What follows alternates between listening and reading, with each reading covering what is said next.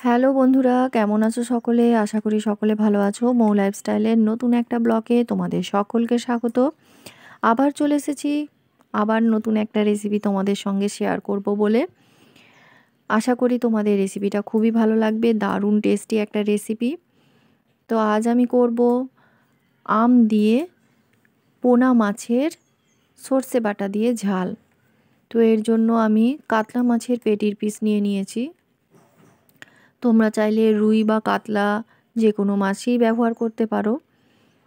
আর পেটি বা গাদা যে কোনো অংশ দিয়েই এই রেসিপিটা ভালো হবে। তো আমি পেটির মাছই নিয়েছি। তো পেটির মাছগুলোকে আমি নুন হলুদ দিয়ে প্রথমে ভালো করে ম্যারিনেট করে নিচ্ছি। নুন হলুদ মাখিয়ে বেশ কিছুক্ষণ আমি রেখে দেবো, যার ফলে ওর মধ্যে ভালোভাবে নুনটা ঢুকতে পারে, তবেই কিন্তু মাছটা খেতে ভালো লাগে।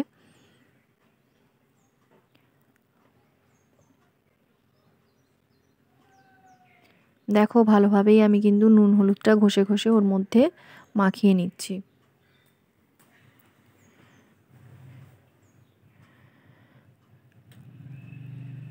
একদম লাইট একটা রেসিপি, অথচ খেতে কিন্তু ভীষণ সুস্বাদু।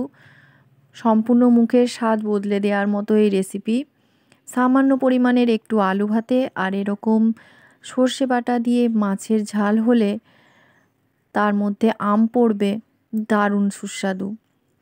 আর কিছুই লাগবে না, অথচ একদম লাইট রেসিপি, যা গরমের পক্ষে একদম উপযুক্ত।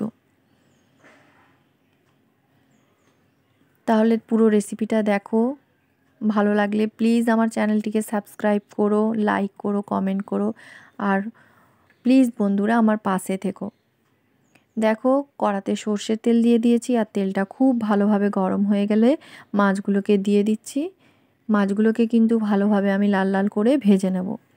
এই রেসিপির জন্য লাগবে শুধু আমার সর্ষে। তো দু রকমেরই সর্ষে আমি নিয়েছি, আর নিয়েছি কাঁচা লঙ্কা। কাঁচা লঙ্কা আর সর্ষেটা ভালো করে আমি বেটে নিয়েছি।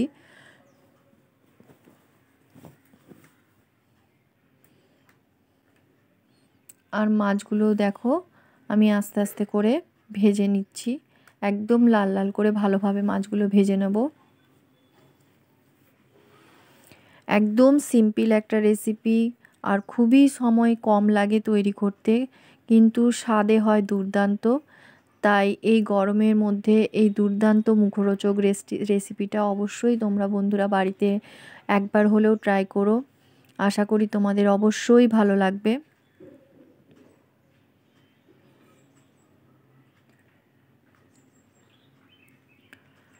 মাছগুলোকে এপিট ওপিট করে আমি ভালোভাবেই ভেজে নিচ্ছি। দেখো বন্ধুরা, মাছগুলো কিন্তু আমার ভাজা হয়ে গেছে, এবার আমি তুলে নেব।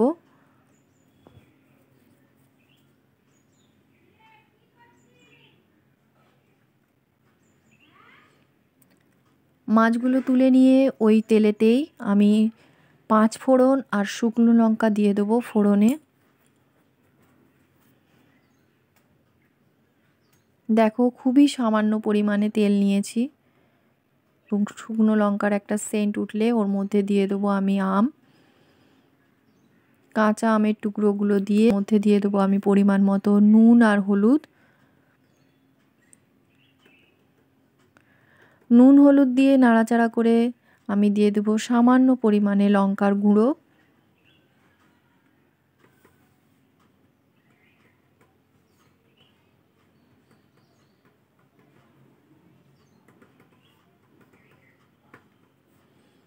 এর ফলে রঙটাও খুব সুন্দর আসবে।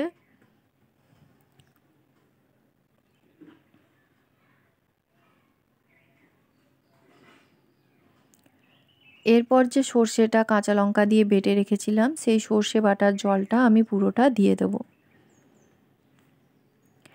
মাছের পরিমাণ দেখে আর ঝোল কতটা খেতে চাও সেই পরিমাণ দেখেই কিন্তু জলটা দেবে।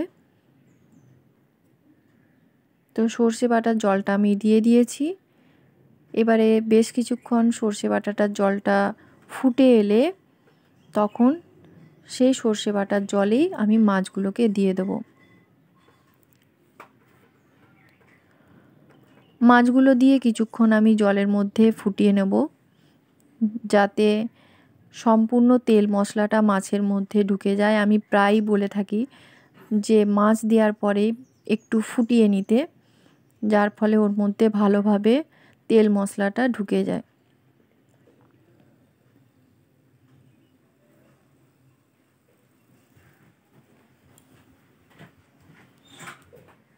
নামাবার মুখে আমি দিয়ে দেবো 2টো কাঁচা লঙ্কা।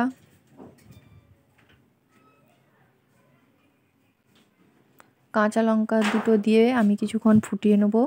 দেখো মাছগুলো ভালোভাবে সর্ষে বাটার জলে ডুবে গেছে, আর আমগুলো কিন্তু গোটা গোটা আছে, ঘেঁটে যায়নি বা গলেও যায়নি।